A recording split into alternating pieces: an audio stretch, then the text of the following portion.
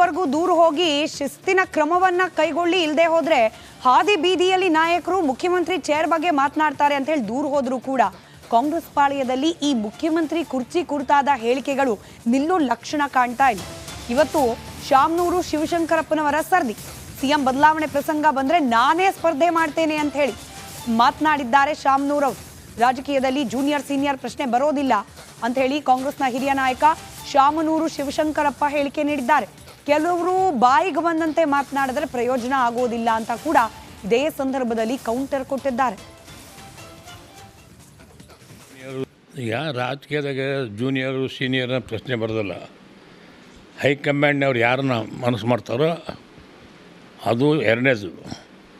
ಇರ್ತಕ್ಕಂಥ ಚುನಾವಣೆಯಲ್ಲಿ ಗೆದ್ದಿರ್ತಕ್ಕಂಥ ಶಾಸಕರು ಯಾರಿಗೆ ಬಹುಮತ ಕೊಡ್ತಾರೋ ಅವರಿಗೆ ನಮ್ಮ ಹೈಕಮಾಂಡರು ಎಸ್ ಅನ್ನೋದು ರೂಢಿ.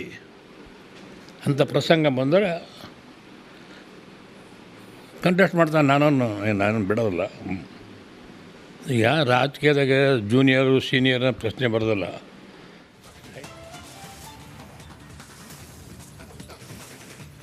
ಮತ್ತೊಂದು ಕಡೆ ಮುಂದಿನ ಸಿಎಂ ಪರಮೇಶ್ವರ್ ಅಂತ ಘೋಷಣೆಗಳು ಕೇಳೋಕೆ ಸಿಕ್ಕಿದೆ. ಮನೆ ಬಳಿ ಭೇಟಿಗೆ ಅಂತ ಬಂದ ಸಂದರ್ಭದಲ್ಲಿ ಅಭಿಮಾನಿಗಳು ಘೋಷಣೆ ಕೂಗಿದ್ದಾರೆ. ಈ ಸಂದರ್ಭದಲ್ಲಿ ಪರಮೇಶ್ವರ್ ಅವರು ಅಭಿಮಾನಿಗಳಿಗೆ ಗದರಿದ್ದಾರೆ. ಘೋಷಣೆ ಕೂಗಬೇಡಿ ಅಂತ ಹೇಳಿ ಗದರಿದ್ದಾರೆ ಪರಮೇಶ್ವರ್ ಅವರು. ಇದೊಂದು ಹೊಸ ಟ್ರೆಂಡ್ ಆಗಿದೆ ಕಾಂಗ್ರೆಸ್ನಲ್ಲಿ. ಬೆಳಗಾವಿಯಲ್ಲಿ ನೋಡಿದ್ರೆ ಸತೀಶ್ ಜಾರಕಿಹೊಳಿ ಅವರು ಸಿಎಂ ಆಗಬೇಕು ಅಂತ ಅಭಿಯಾನ, ಇವತ್ತೇನೋ ಲಕ್ಷ್ಮೀ ಹೆಬ್ಬಾಳ್ಕರ್ ಅವರು ಕೂಡ ಸಿಎಂ ಆಗಬೇಕು ಅಂತ ಅಭಿಯಾನ ಅಂತೆ. ಇತ್ತ ಪರಮೇಶ್ವರ್ ಅವರ ಅಭಿಮಾನಿಗಳು ನಾವೇನು ಕಮ್ಮಿನಾ ಅಂತ ಪರಮೇಶ್ವರ್ ಅವರು ಇವತ್ತು ಒಂದು ಜಾಗಕ್ಕೆ ಭೇಟಿ ನೀಡಿದ ಸಂದರ್ಭದಲ್ಲಿ ಅಲ್ಲಿದ್ದ ಅಭಿಮಾನಿಗಳೆಲ್ಲ ಪರಮೇಶ್ವರ್ ಅವರು ಮುಂದಿನ ಸಿಎಂ ಅಂತ ಕೂಗಿದಾರಂತೆ. ಕೇಳಿಸ್ಕೊಳ್ಳಿ ಆ ಸಂದರ್ಭದಲ್ಲಿ ಹೆಂಗಿತ್ತು ಮಾತು ಅಂತ. ಡಾಕ್ಟರ್ ಜಿ ಪರಮೇಶ್ವರ್ ಸಾಹೇಬ್ರಿಗೆ ಮುಂದಿನ ಮುಖ್ಯಮಂತ್ರಿ ಡಾಕ್ಟರ್ ಜಿ ಪರಮೇಶ್ವರ್ ಸಾಹೇಬ್ರಿಗೆ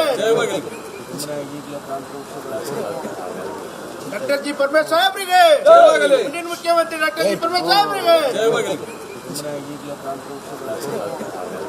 ಡಾಕ್ಟರ್ ಜಿ ಪರಮೇಶ್ವರ್ ಸಾಹೇಬ್ರಿಗೆ ಮುಂದಿನ ಮುಖ್ಯಮಂತ್ರಿ ಡಾಕ್ಟರ್ ಜಿ ಪರಮೇಶ್ವರ್ ಸಾಹೇಬ್ರಿಗೆ ಡಾಕ್ಟರ್ ಜಿ ಪರಮೇಶ್ವರ್ ಸಾಹೇಬ್ರಿಗೆ ಮುಂದಿನ ಮುಖ್ಯಮಂತ್ರಿ ಡಾಕ್ಟರ್ ಜಿ ಪರಮೇಶ್ವರ್ ಸಾಹೇಬ್ರಿಗೆ ಡಾಕ್ಟರ್ ಜಿ ಪರಮೇಶ್ವರ್ ಸಾಹೇಬ್ರಿಗೆ ಮುಂದಿನ ಮುಖ್ಯಮಂತ್ರಿ ಡಾಕ್ಟರ್ ಜಿ ಪರಮೇಶ್ವರ್ ಸಾಹೇಬ್ರಿಗೆ ಡಾಕ್ಟರ್ ಜಿ ಪರಮೇಶ್ವರ್ ಸಾಹೇಬ್ರಿಗೆ ಮುಂದಿನ ಮುಖ್ಯಮಂತ್ರಿ ಡಾಕ್ಟರ್ ಜಿ ಪರಮೇಶ್ವರ್ ಸಾಹೇಬ್ರಿಗೆ ಡಾಕ್ಟರ್ ಜಿ ಪರಮೇಶ್ವರ್ ಸಾಹೇಬ್ರಿಗೆ ಮುಂದಿನ ಮುಖ್ಯಮಂತ್ರಿ. ಅದೊಂದು ಕಡೆ ನಾನು ಆಗ್ಲೇ ಹೇಳ್ತಾ ಇದ್ದಾಗೆ ಇದೀಗ ಲಕ್ಷ್ಮೀ ಹೆಬ್ಬಾಳ್ಕರ್ ಅವರ ಹೆಸರು ಕೂಡ ಈ ಸಿಎಂ ಕುರ್ಚಿ ರೇಸ್ನಲ್ಲಿ ಕೇಳೋಕೆ ಸಿಗ್ತಾ ಇದೆ. ಬೆಳಗಾವಿ ಭಾಗದಲ್ಲಿ ಸತೀಶ್ ಜಾರಕಿಹೊಳಿ ಅವರ ಅಭಿಮಾನಿಗಳು ಮುಂದಿನ ಮುಖ್ಯಮಂತ್ರಿ ಸತೀಶ್ ಜಾರಕಿಹೊಳಿ ಅಂತ ಹೇಳಿ ಕ್ಯಾಂಪೇನ್ ಮಾಡ್ತಾ ಇದ್ರೆ, ಲಕ್ಷ್ಮೀ ಹೆಬ್ಬಾಳ್ಕರ್ ಅವರ ಅಭಿಮಾನಿಗಳು ಕೂಡ ಈ ರೇಸ್ನಲ್ಲಿ ಪಾರ್ಟಿಸಿಪೇಟ್ ಮಾಡ್ತಿದ್ದಾರಂತೆ. ಲಕ್ಷ್ಮೀ ಹೆಬ್ಬಾಳ್ಕರ್ ಅವರ ಬೆಂಬಲಿಗರು ಅಭಿಯಾನ ಶುರು ಮಾಡಿದ್ದಾರೆ. ಮೇಡಮ್ಮೇ ಮುಂದಿನ ಸಿಎಂ, ಕರ್ನಾಟಕದ ಮೊದಲ ಮಹಿಳಾ ಮುಖ್ಯಮಂತ್ರಿ ಲಕ್ಷ್ಮೀ ಹೆಬ್ಬಾಳ್ಕರ್ ಅವರೇ ಆಗಬೇಕು ಅಂತ ಹೇಳಿ ನೋಡಿ. ಆ ಪೋಸ್ಟರ್ಗಳನ್ನು ಗಮನಿಸ್ತಾ ಇದ್ರಿ. ಲಕ್ಷ್ಮೀ ಹೆಬ್ಬಾಳ್ಕರ್ ಅವರು ಮುಂದಿನ ಮುಖ್ಯಮಂತ್ರಿ ಆಗಬೇಕು ಅಂತ ಹೇಳಿ ನೆಕ್ಸ್ಟ್ ಸಿಎಂ ಡೆವಲಪ್ಮೆಂಟ್ ಕ್ವೀನ್ ಅಂತೆಲ್ಲ ಬರೆದು ಲಕ್ಷ್ಮೀ ಹೆಬ್ಬಾಳ್ಕರ್ ಮೇಡಮ್ ಅವ್ರ ಫೋಟೋ ಹಾಕಿದ್ದಾರೆ. First time minister Lakshmi Hebbalkar ಅವರು. ಫಸ್ಟ್ ಟೈಮ್ ಮಿನಿಸ್ಟರ್ ಆಗಿದ್ರೆ ಬರೀ ಮಿನಿಸ್ಟ್ರಿ ಯಾಕೆ ಚೀಫ್ ಮಿನಿಸ್ಟ್ರೇ ಆಗ್ಬಿಡ್ಲಿ ಅನ್ನೋದು ಅವರ ಅಭಿಮಾನಿಗಳ ಇಂಗಿತ. ಇದು ಸತೀಶ್ ಜಾರಕಿಹೊಳಿ ಅವರಿಗೆ ಕೌಂಟರ್ ಕೊಡ್ಲಿಕ್ಕೆ ಮಾಡ್ತಿರೋ ಅಭಿಯಾನನ ಅಥವಾ ನಿಜವಾಗ್ಲೂ ಆದರೆ ಅಕ್ಕ ಸಿಎಂ ಆಗ್ಬಿಡ್ಲಿ ಅಂತ ಹೇಳಿ ಅಭಿಮಾನಿಗಳಿಗೆ ಮನಸ್ಸಲ್ಲಿ ಬಂದಿದೆಯಾ ಗೊತ್ತಿಲ್ಲ. ಲಕ್ಷ್ಮೀ ಹೆಬ್ಬಾಳ್ಕರ್ ಅಕ್ಕ ಮುಂದಿನ ಸಿಎಂ ಅಂತ ಹೇಳಿ ಸೋಷಿಯಲ್ ಮೀಡಿಯಾದಲ್ಲಿ ವಾಟ್ಸ್ಆ್ಯಪ್ ಗ್ರೂಪ್ಗಳಲ್ಲೆಲ್ಲ ಈ ಪೋಸ್ಟರ್ಗಳನ್ನು ಹರಿಬಿಟ್ಟಿದ್ದಾರೆ ಸೋಷಿಯಲ್ ಮೀಡಿಯಾದಲ್ಲಿ. ಅದರಲ್ಲೂ ಬೆಳಗಾವಿ ಭಾಗದಲ್ಲಿ ಭಾರೀ ಸುದ್ದಿಗೆ ಚರ್ಚೆಗೆ ಗ್ರಾಸವಾಗಿದೆ ಈ ಪೋಸ್ಟರ್ ವಾರ್. ಇತ್ತೀಚೆಗೆ ಕೋಡಿಮಠದ ಶ್ರೀಗಳು ಕೂಡ ಭವಿಷ್ಯ ನುಡಿದಿದ್ರಂತೆ, ರಾಜ್ಯದಲ್ಲಿ ಮಹಿಳಾ ಸಿಎಂ ಆಗುವ ಸಾಧ್ಯತೆಗಳಿದೆ ಅಂತ ಹೇಳಿ. ಹೀಗಾಗಿ ಮಹಿಳಾ ಸಿಎಂ ಅಂತ ಬೇರೆ ಹೇಳ್ಬಿಟ್ಟಿದ್ದಾರೆ ಕೋಡಿಮಠದ ಶ್ರೀಗಳು. ಅದು ಲಕ್ಷ್ಮೀ ಹೆಬ್ಬಾಳ್ಕರ್ ಮೇಡಮ್ಮೆ ಅಂತ ಹೇಳಿ ಸೋಷಿಯಲ್ ಮೀಡಿಯಾದಲ್ಲಿ ಕ್ಯಾಂಪೇನ್. ರಾಜ್ಯಕ್ಕೆ ಮಹಿಳಾ ಮುಖ್ಯಮಂತ್ರಿ ನಮ್ಮ ಬೆಳಗಾವಿ ಚೆನ್ನಮ್ಮ ಆಗಬೇಕು ಅಂತ ಹೇಳಿ ಜಾಲತಾಣದಲ್ಲಿ ಪೋಸ್ಟರ್ಗಳು ಹರಿದಾಡ್ತಾ ಇದೆ.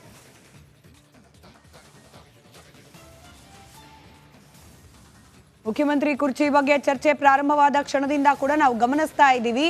6ಕ್ಕೂ ಹೆಚ್ಚು ಹೆಸರುಗಳು ಈ ಪಟ್ಟಿಯಲ್ಲಿ ಕೇಳಿಸ್ಕೊಳ್ತಾ ಇದೆ.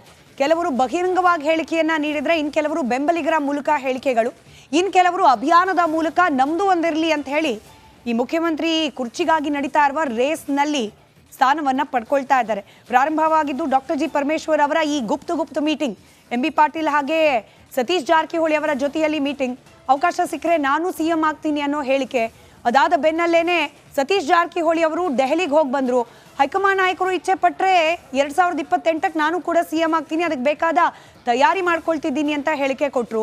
ಅದಾದ ನಂತರದಲ್ಲಿ ಎಂ ಬಿ ಪಾಟೀಲ್ ಹಾಗೆ ಸಾಲು ಸಾಲು ನಾಯಕರು, ಇವತ್ತು ಶಾಮನೂರು ಶಿವಶಂಕರಪ್ಪನವರು, ಮತ್ತೊಂದು ಕಡೆಯಲ್ಲಿ ಲಕ್ಷ್ಮೀ ಹೆಬ್ಬಾಳ್ಕರ್ ಮೇಡಮ್, ಹೀಗೆ ಸಾಲು ಸಾಲು ಕಾಂಗ್ರೆಸ್ನ ನಾಯಕರು ಈ ಮುಖ್ಯಮಂತ್ರಿ ಕುರ್ಚಿ ಸಂಬಂಧಪಟ್ಟಂತೆ ಹೇಳಿಕೆಯನ್ನು ನೀಡ್ತಿದ್ದಾರೆ. ಒಳಗೊಳಗೆ ಅಸಮಾಧಾನ ಕೂಡ ಕೆಲವರಿಂದ ವ್ಯಕ್ತವಾಗ್ತಾ ಇದೆ. ಹೈಕಮಾಂಡ್ ನಾಯಕರ ಗಮನಕ್ಕೂ ಕೂಡ ಈಗ ಆಗ್ತಿರುವ ಬೆಳವಣಿಗೆಯನ್ನು ತಂದಿದ್ದಾರೆ. ಆದರೆ ಕಾಂಗ್ರೆಸ್ ಹೈಕಮಾಂಡ್ನ ಮೌನ, ಕೆಪಿಸಿಸಿ ಅಧ್ಯಕ್ಷರ ಮೌನ ಆಶ್ಚರ್ಯಕ್ಕೆ ಕಾರಣವಾಗ್ತಾ ಇದೆ.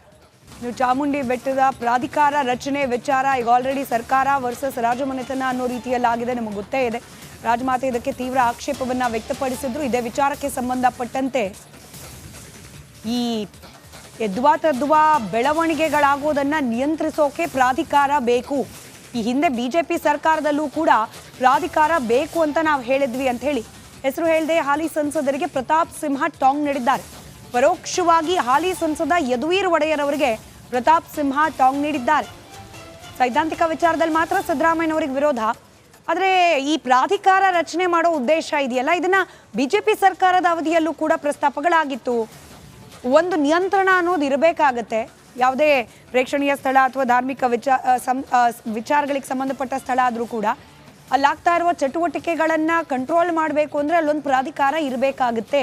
ಇದು ಒಳ್ಳೆ ಕೆಲಸ, ಒಳ್ಳೆ ಸಲಹೆ ಕೂಡ ಆಗಿದೆ. ಭಕ್ತರಿಗೆ ಸೌಲಭ್ಯ ಕಲ್ಪಿಸಬೇಕಾಗಿರೋದು ಸರ್ಕಾರದ ಕರ್ತವ್ಯ ಆಗಿರುತ್ತೆ. ಇದಕ್ಕೆ ವಿರೋಧ ವ್ಯಕ್ತಪಡಿಸಬಾರ್ದು ಅಂತ ಹೇಳಿ ಯದುವೀರ್ ಒಡೆಯರ್ ಅವರಿಗೆ ಪರೋಕ್ಷವಾಗಿ ಟಾಂಗ್ ನೀಡಿದ್ದಾರೆ ಪ್ರತಾಪ್ ಸಿಂಹ. ಸೋಮಣ್ಣ ಸಾಹೇಬ್ರಿಗೂ ಮಾನ್ಯ ಸಿದ್ದರಾಮಯ್ಯ ಸಾಹೇಬ್ರನ್ನ ನಾನು ಕೆಲವೊಂದು ಸೈದ್ಧಾಂತಿಕ ವಿಚಾರಗಳು ಬಂದಾಗ ಅವರ ಕೆಲವು ನಿಲುವುಗಳನ್ನು ವಿರೋಧಿಸ್ತೀನಿ. ಆದರೆ ಚಾಮುಂಡಿ ಬೆಟ್ಟ ಏನಿದೆ ಅದರಲ್ಲಿ ಯದ್ವಾ ತದ್ವಾ ಬೆಳವಣಿಗೆ ಆಗುವಂಥದ್ದನ್ನು ನಿಯಂತ್ರಿಸಬೇಕಾದ್ರೆ ಬೆಟ್ಟದಲ್ಲಿ ಸಾಕಷ್ಟು ಏನು ನ್ಯೂನತೆಗಳಿದೆ ಅದನ್ನು ಸರಿದೂಗಿಸಬೇಕು ಅಂತಂದರೆ ಒಂದು ಪ್ರಾಧಿಕಾರದ ಅಗತ್ಯ ಇದೆ ಅಂತೇಳಿ 2019ರಲ್ಲಿ ನಮ್ಮ ಸರ್ಕಾರ ಬಂದು ವಿ ಸೋಮಣ್ಣ ಸಾಹೇಬರು ಇಲ್ಲಿಗೆ ಡಿಸ್ಟ್ರಿಕ್ಟ್ ಇನ್ಚಾರ್ಜ್ ಮಿನಿಸ್ಟರ್ ಆಗಿ ಬಂದಾಗ ನಾವು ಕೂಡ ಧ್ವನಿ ಎತ್ತಿತ್ತು. ಪ್ರತಿನಿತ್ಯನೂ ಕೂಡ ಕನಿಷ್ಠ ಅಂದ್ರೂ ಕೂಡ ಒಂದು 15,000-20,000 ಜನ ಬರ್ತಾರೆ. ಹಾಗಾಗಿ ಬೆಟ್ಟಕ್ಕೆ ಒಂದು ಸೂಕ್ತವಾದಂಥ ಒಂದು ಚಿಕ್ಕ ಹಾಸ್ಪಿಟಲ್ ಬೇಕು, ಪೊಲೀಸ್ ಸ್ಟೇಷನ್ ಬೇಕು. ಇವೆಲ್ಲ ಆಗಬೇಕು ಅಂತಂದರೆ ಬೆಟ್ಟಕ್ಕೊಂದು ಪ್ರಾಧಿಕಾರ ಬೇಕು ಅಂತ ಹೇಳಿ ನಾವೇ ಆವಾಗ ಸರ್ಕಾರವನ್ನು ಯಡಿಯೂರಪ್ಪ ಸಾಹೇಬ್ರ ಸರ್ಕಾರ